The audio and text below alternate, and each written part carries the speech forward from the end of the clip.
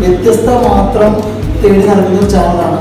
അപ്പോൾ ഇന്ന് നമുക്ക് വളരെ വ്യത്യസ്തത നിറഞ്ഞ നമുക്ക് പഴയ കാലങ്ങളൊക്കെ ഓർമ്മയിൽ വരുന്ന നമ്മുടെ കഞ്ഞികൾ, പല പല തരത്തിലുള്ള കഞ്ഞികൾ, ഇത് മാത്രം ബേസ് ചെയ്തുകൊണ്ട് ഒരു പുതിയൊരു ഹോട്ടൽ, അതിൻ്റെ പേര് കഞ്ഞിപ്പന്തൽ എന്നാണ്. എറണാകുളത്തൊക്കെ ഇതുപോലെ ഫേമസ് ആയിട്ട് കടകളുണ്ട്. ആ കടകളിൽ സാധാരണക്കാരേക്കാൾ കൂടുതൽ VIPs പോകുന്നതാണ് ഈ കഞ്ഞി, അവിടെയുള്ള കറികൾ, അങ്ങനെയുള്ള ഐറ്റംസ് കഴിക്കാൻ വേണ്ടിയിട്ട്.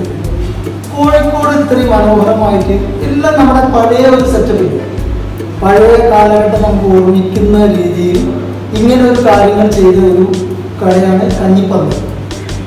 ഇങ്ങനൊരു കട തുടങ്ങാനുള്ള കാരണം ഒരാളും ചിന്തിക്കില്ല. എല്ലാവരും ഷവർമ, ബ്രോസ്റ്റഡ്, തന്തൂരി അങ്ങനെയൊക്കെ ഉണ്ടാക്കുന്ന ഈ കാലഘട്ടത്തിൽ ഇങ്ങനത്തെ ഒരു ഓർഡർ തുടങ്ങി എന്താണെന്നത് നമുക്ക് ഈ ഓർഡറിൻ്റെ ഓണറായ മാഡത്തിനുണ്ട്.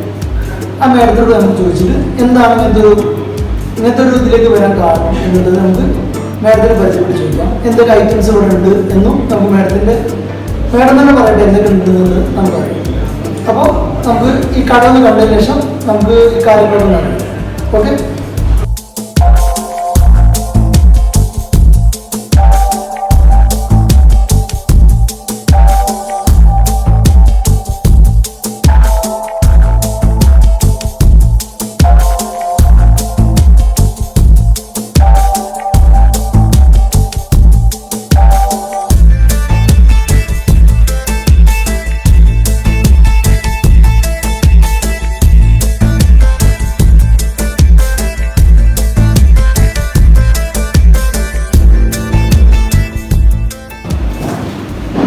നമസ്കാരം.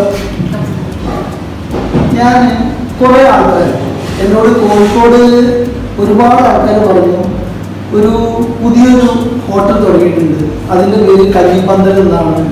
ഭയങ്കര നമ്മുടെ പഴയ കാലങ്ങൾ ഓർമ്മിക്കപ്പെടുന്ന, കണ്ടില്ലേ, ഫുള്ള് പഴയ കാലങ്ങളിൽ എല്ലാ കാര്യങ്ങളും കാണിച്ചുകൊണ്ട് എല്ലാ പഴയ ഭക്ഷണങ്ങളും വെച്ചുകൊണ്ട് ഒരു ഹോട്ടൽ ഇവിടെ തുടങ്ങിയിട്ടുണ്ട് അറിയാൻ വന്നതാണ്.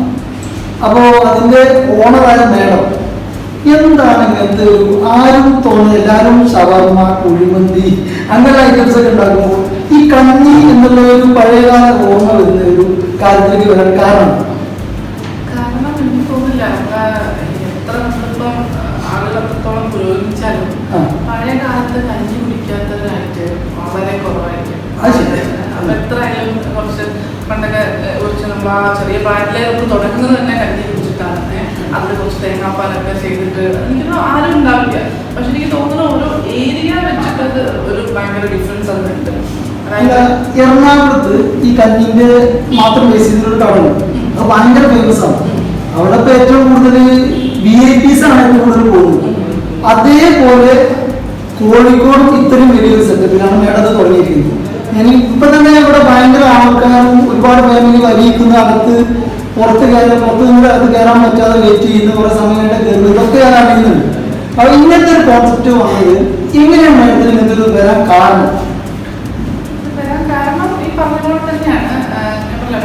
എൻ്റെ അച്ഛൻ്റെ ആളുകൾ എന്ന് പറയുമ്പോൾ അച്ഛനൊക്കെ എന്റെ സ്വന്തം സ്ഥലം കോടഞ്ചേരി മെക്കാന്ന് പറഞ്ഞ സ്ഥലമാണ്. അപ്പൊ ഇവരൊക്കെ ആ ഭാഗത്തുള്ള എല്ലാവരും പുതിയ ഭാഗത്തുള്ള ആൾക്കാർ, തിരുവനന്തപുരം സൈഡിലുള്ള ആൾക്കാരായിരിക്കും. അതായത് അവരൊരു ഒറിജിൻ പറയുന്നത് കോട്ടയം, കൂത്താട്ടുകുളം, മൂവാറ്റുപുഴ ആ ഭാഗത്താണ് ഉണ്ടാവുക. അപ്പൊ നമ്മളൊക്കെ ഇപ്പോഴും വീട്ടില് രാത്രി കഞ്ഞി കുടിക്കുന്നത്. അപ്പം ഞാൻ ഈ ഒരു കോൺസെപ്റ്റിനെ പറ്റി പറഞ്ഞപ്പോൾ തന്നെ പലരും ചോദിച്ചു കഞ്ഞി നമുക്ക് എല്ലാവരും കുടിക്കും. അപ്പൊ ഞാൻ പറഞ്ഞ എപ്പോഴും നമുക്ക് എന്താണ് ആ ഒരു ഫുഡിന് ഇഷ്ടപ്പെടുന്ന ഒരാൾക്കാരുണ്ടാവും. പ്രത്യേകിച്ച് ആ ഒരു ഭാഗത്തേക്ക് ഇപ്പം എൻ്റെ വലിയച്ഛന്മാരുടെ വീട്ടിലും ഒക്കെ എന്താണ് കഞ്ഞി എന്നുള്ള രാത്രി കഞ്ഞിയാണ് കുടിക്കാറ്. കഞ്ഞി വെക്കുവരത്തി ആ ഒരു കോഴിക്കോട് എന്ന് പറഞ്ഞ ഒരു സ്ഥലത്തിനെ സംബന്ധിച്ചിടത്തോളം എത്ര ആൾക്കാർ കഞ്ഞി കുടിക്കാറുണ്ടെന്നുള്ളത്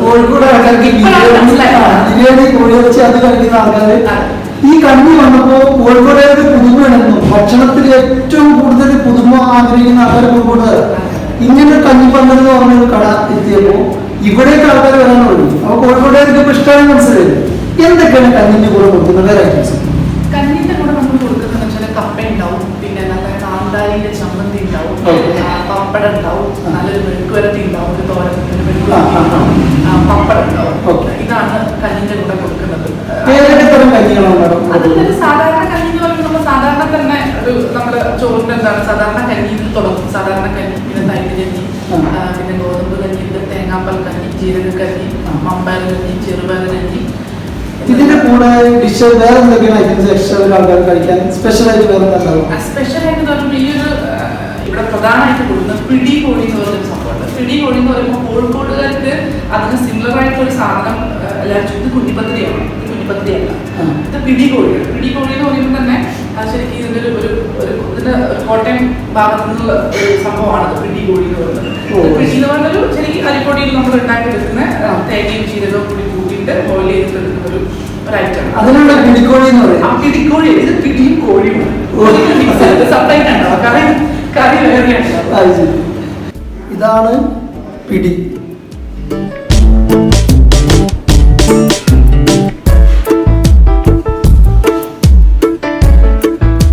സ്പൂണിലൊന്നും കഴിച്ചാൽ ശരിയാവില്ല, കയ്യേ ശരിയാവുള്ളൂ.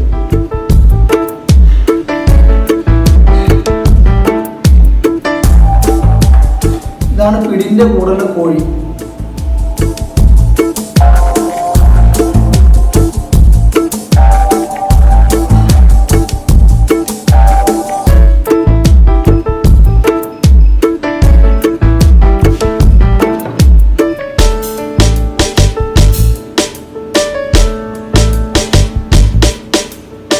ഇങ്ങനെ ചേർത്ത് പിടിച്ച് രണ്ടും കൂടെ മിക്സ് ചെയ്ത് കഴിക്കണം.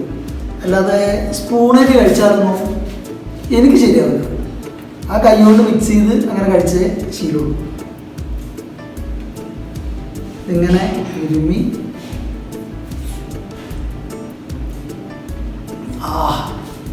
എന്താണ് ആ ടേസ്റ്റ്! ഇത് ഞാൻ ഇതുവരെ ഇവിടുന്ന് കഴിച്ചിട്ടില്ല, ആദ്യമായിട്ട് കഴിക്കണം. ഒരു വ്യത്യാസം എന്ന് വെച്ചാൽ ഭയങ്കര ടേസ്റ്റാണ്. നമ്മുടെ കോഴിക്കോട് എവിടെ കഴിച്ചൊരു ടേസ്റ്റ് അല്ല, വ്യത്യസ്തമായ ടേസ്റ്റാണ്. പിന്നെ കുമ്മരകം ഇഷ്ടം. എന്താ കുമ്മരകത്തെ എന്തോ സ്റ്റൈലിലെ കാര്യങ്ങളൊക്കെ ആൾക്കാർ പറയുന്നത് എന്താണ്?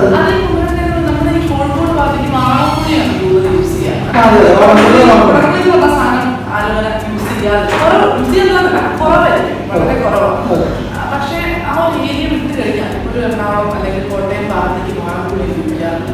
അതായത് അതെ കുറവായിരിക്കും കുടപ്പുള്ളി. ഇപ്പൊ നമ്മുടെ വീട്ടിൽ ഞാൻ പറഞ്ഞത് അമ്മ കോഴിക്കോട് ഭാഗത്തുനിന്നും അച്ഛൻ ആ ഭാഗത്തും എന്നുള്ളത് നമുക്ക് രണ്ടും ഫുഡിന്റെയും ആ ഒരു ഡിഫറൻസ്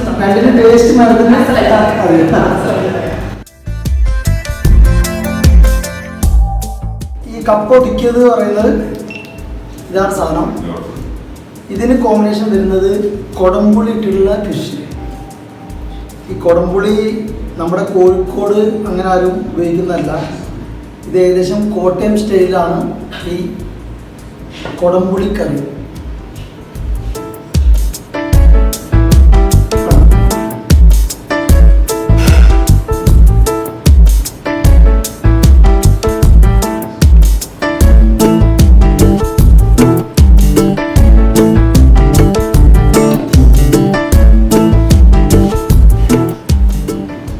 കണ്ടിട്ടന്നെ അത്രയും ഒരു വെറൈറ്റി സാധനങ്ങൾ ഈ കഞ്ഞിപ്പന്തൽ വന്നു കഴിഞ്ഞാൽ ഒരു സാധാരണ ഒരു ഹോട്ടലിൽ പോകുന്ന പോലെയല്ല.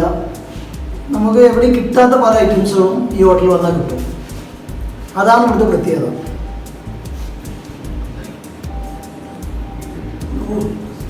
എന്താ ടേസ്റ്റ്!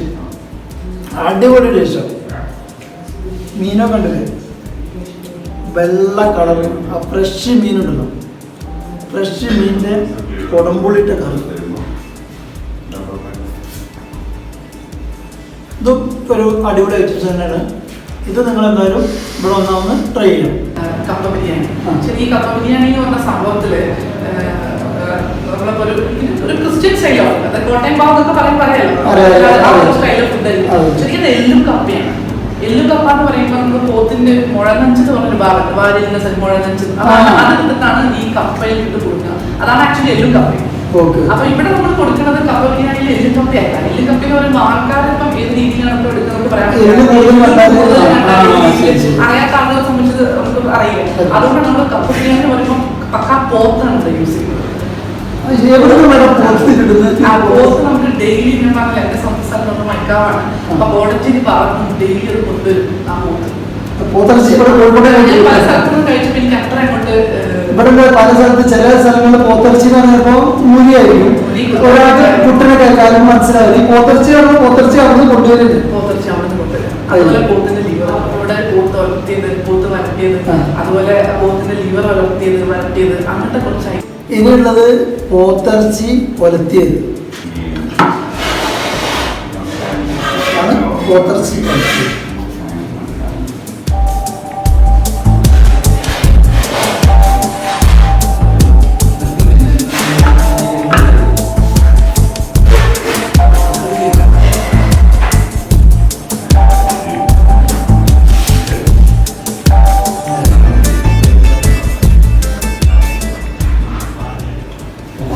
പറയാണ്ടല്ലോ.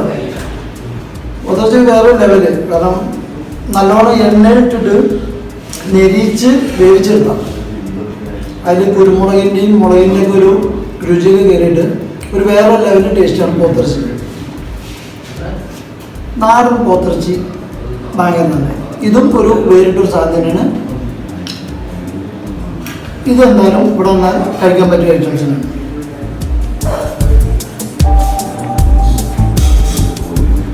ലിവർ ഒലത്തിയത്, പോത്തിന്റെ ലിവർ ഒലത്തിയത്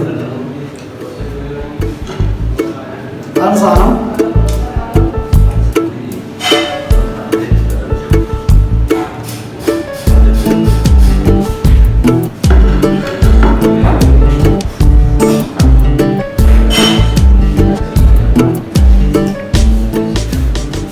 ഇത് നമ്മൾ നേരത്തെ കഴിച്ചാൽ പോത്ത് ഒലത്തിയും ഇതുമായിട്ട് വേറെ വേറെ ടേസ്റ്റാണ്. ലിവർ വേറെ എന്തെങ്കിലും കൂട്ടാണ്, അതൊരു വെറൈറ്റി ടേസ്റ്റ് വരുന്നുണ്ട് ഈ ലിവർ. ഇതും എന്താ പറയുക, കോഴിക്കോട് ഇത്രയും വെറൈറ്റി ഐറ്റംസ് ഒരു കടയിൽ ഇത്രയും വ്യത്യസ്തമായ ഭക്ഷണം കിട്ടുന്ന കട വേറെ അല്ല. നമുക്ക് പല ആൾക്കും ഒരുപാട് കടയിൽ പോയി കിട്ടുന്ന സാധനങ്ങൾ ഈ ഒറ്റ കടയിൽ നമുക്ക് കിട്ടുന്നുണ്ട്. അതിന് ഇവിടെ തന്നെ ഇതിപ്പോ സ്ഥിതി ചെയ്യുന്ന സ്ഥലത്തിന് ശരിക്കും എന്താണ് ഈ ഒരു കോൺവെന്റ് റോഡാണ്. ശരിക്കും പറഞ്ഞു ചോദിക്കുമ്പോൾ ഞാൻ കോൺവെന്റ് റോഡ് എന്ന് പറയുമ്പോൾ തൊട്ട് ബാക്കിൽ ആക്ടിവിറ്റി സ്കൂളാണ്, ഇവിടെ ദേശാഭിമാനിയാണ്. രണ്ടിന്റെയും സെന്ററിലാണ് ഇപ്പോൾ ഉള്ളത്. ഇത് നമ്മുടെ ടാഗോറിന്റെ ബാക്കിലൂടെ നേരെ വരുന്ന വഴിയാണ്. ടാഗോറിന്റെ അവിടെ നിന്ന് നേരിട്ട് വന്നാൽ ഇവിടേക്കാണ് എത്തുക. ഇവിടെ ചില റോഡ് വഴി നടക്കുന്നതുകൊണ്ട് ഇനിയിപ്പോ ചെറുട്ട് റോഡ് വരുന്നവർക്കാണെങ്കിൽ നേരെ നമ്മളിപ്പോ വലിയങ്ങാടിയിൽ പോണ വഴിയിൽ ഫെഡറൽ ബാങ്കിന്റെ സൈഡിൽ കൂടി കയറുക. ഇത് ദേശാഭിമാനിയാണ്. ദേശാഭിമാനിയുടെ എടുക്കുന്ന വൈകിട്ട് എന്താ കറക്റ്റ് സ്പോട്ട് പറഞ്ഞിട്ടില്ലെങ്കിൽ ആൾക്കാർ എവിടെയെന്ന് അറിയില്ല. ഈ കട ഭയങ്കരമാണ്, പുതുമയാണ്, വളരെ വ്യത്യസ്തമായ ഭക്ഷണങ്ങളുണ്ട്. ഈ കട എവിടെയാണെന്ന് അറിയില്ല വേണം പറഞ്ഞുകൊണ്ടെങ്കിൽ ആൾക്കാർക്ക് മനസ്സിലാവും. എനിക്ക് ഇവിടെ നിങ്ങൾ കൊടുക്കുന്ന 2-3 ഐറ്റംസുകൾ എനിക്ക് കാണിച്ചു തരണം. എങ്ങനെ ടേസ്റ്റ് കാര്യങ്ങൾ നോക്കിയിട്ട് ഞാൻ തേങ്ങാപ്പത്തിരി, അതായത് സാധാരണ നൈസ് പത്തിരിയാണ് കൂടുതൽ. അതിലൊക്കെ വീട്ടിലൊക്കെ ഞാനിപ്പം എന്താ വെച്ചാൽ ഈ കടക്കറിയുടെ കൂടെ കൂടി കഴിയുമ്പോൾ ഏറ്റവും ടേസ്റ്റ് ചെയ്യുന്നത് തേങ്ങ മിക്സ് ചെയ്യും നല്ലപോലെ, അരിപ്പൊടി, വറുത്ത അരിപ്പൊടി. അപ്പൊ ആ തേങ്ങാപ്പത്തിരി എന്ന് പറഞ്ഞ കഴിക്കാൻ നമ്മൾ കൊടുക്കുന്നുണ്ട്. പിന്നെ നമ്മൾ ഗോതമ്പ് ദോശ, ഈ ഗോതമ്പിലും നമ്മൾ നന്നായിട്ട് തേങ്ങ മിക്സ് ചെയ്യും. അപ്പൊ അത് കഴിക്കുമ്പോൾ ഒരു ടേസ്റ്റ് അതിന് വേറെ തന്നെ, നല്ലോണം തേങ്ങ മിക്സ് ചെയ്യും. അതെ, നമ്മളൊന്നുമില്ല പുതുമയിലേക്കാളും കൂടി നമ്മൾ പണ്ട് വീട്ടിൽ കഴിച്ച് ശീലിച്ച കാര്യങ്ങൾ ഒന്നും കൂടി നന്നായിട്ടൊന്ന് സെർവ് ചെയ്യും. മാഡം, കോട്ടയം സ്റ്റൈലിൽ ഉച്ചഭക്ഷണം ഇവിടെ കിട്ടുന്നുണ്ടെന്ന് പറയുന്നുണ്ട്. എന്താണ് കോട്ടയം സ്റ്റൈലിൽ ഉച്ചഭക്ഷണത്തിന്റെ പ്രത്യേകത? അത് പ്രത്യേകത എന്ന് പറയുമ്പോൾ അതിൽ നമ്മളിപ്പം ഒരു നോൺ വെജ് കോംബോ ഉണ്ട്. അത് അതിൻ്റെ കൂടെ ഒരു കൊടപ്പുളിട്ട് മീൻകറി ഉണ്ടാവും, പിന്നെ പോത്ത് വരട്ടിയതുണ്ടാവും, ചിക്കൻ തവ ഫ്രൈ ഉണ്ടാവും, മുരുകറി ഉണ്ടാവും, മെഴുക്കുവരട്ടി ഉണ്ടാവും, പപ്പടം, അച്ചാർ. അതിനൊരു കോംബോ ആണ്. എത്ര മണി മുതൽ എത്ര മണിയാണ് അതിവിടെ? അത് ശരിക്കും ഒരു 12 മുതൽ സ്റ്റാർട്ട് ആവും. അതിപ്പോ 12 മുതൽ എന്ന് പറയുമ്പോൾ നമുക്കിപ്പോ ഇവിടെ ഒരു 4 മണി വരെ ഇപ്പൊ അത് കണ്ടിന്യൂസ്. വേറെ ആയിട്ടാണ് ചിക്കൻ തവ ഫ്രൈ.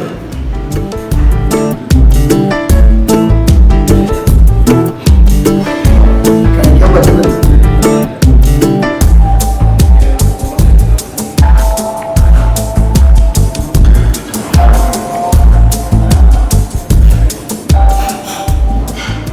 തേങ്ങാക്കൊത്തൊക്കെ ഇട്ടിട്ടുണ്ട്. ഇതിൻ്റെ കൂടെ മസാല വേറെ തന്നെ വരുന്നുണ്ട്. ഇതാണ് ചിക്കൻ തവ ഫ്രൈ.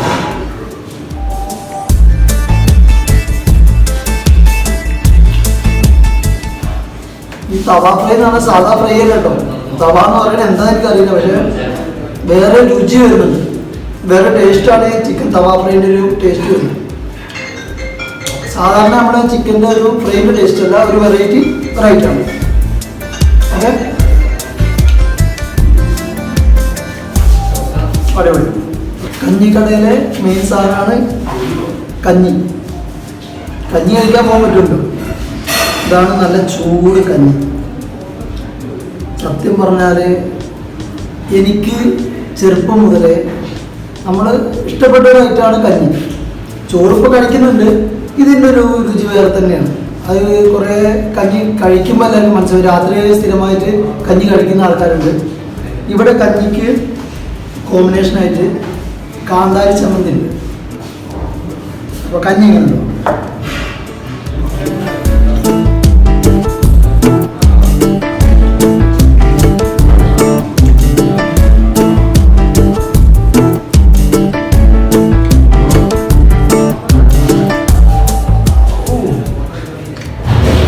ഇത് പച്ചപ്പുളിയും കാന്താരി ചമ്മന്തി, കാന്താരി എല്ലാം കൂടെ കൂട്ടിയിട്ട് ഇതിലൊരു ചമ്മന്തി എടുത്തു പോകുന്നു.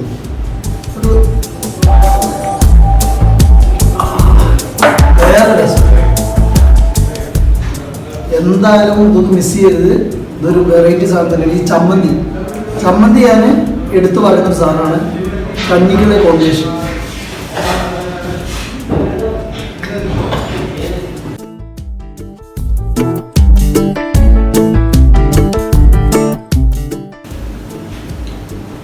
നമ്മൾ ഇന്നത്തെ പ്രോഗ്രാം നിർത്താൻ പോകുന്നു. കോഴിക്കോടിൽ എല്ലാവരും കഞ്ഞിപ്പന്തൽ പറഞ്ഞ ഈ ഹോട്ടലിൽ വരണം. ഇതെവിടെയെന്ന് വെച്ചാൽ നമ്മുടെ കോൺവെന്റ് റോഡ്, ടാഗോറാളിൻ്റെ ബാക്ക് റോഡ് നേരെ വരാം. ചെറുട് റോഡിന് വന്നിട്ട് കോടതിൻ്റെ ബാക്ക് സൈഡിലൂടെ നേരെ വന്ന് കയറാനും പറ്റും. ഇവിടെ വന്നിട്ട് ഫാമിലിയായിട്ട് ഒരു പ്രാവശ്യം ഇവിടെ വന്ന് കഴിച്ചു കഴിഞ്ഞാൽ നിങ്ങൾ തീർച്ചയായിട്ടും വന്നിരിക്കും. ഇതുപോലെ എന്തെങ്കിലും വ്യത്യസ്തമായ വെറൈറ്റി എന്തെങ്കിലും ഭക്ഷണങ്ങളുള്ള ഏതെങ്കിലും ഹോട്ടൽ അങ്ങനെ എന്തെങ്കിലും ഉണ്ടെങ്കിൽ വീണ്ടും ഇതുപോലെ ഞാൻ നിങ്ങളുടെ മുന്നിലേക്ക് വരുന്നതാണ്. അത് തൽക്കാലത്തേക്ക് നമുക്ക് ഗുഡ് ബൈ.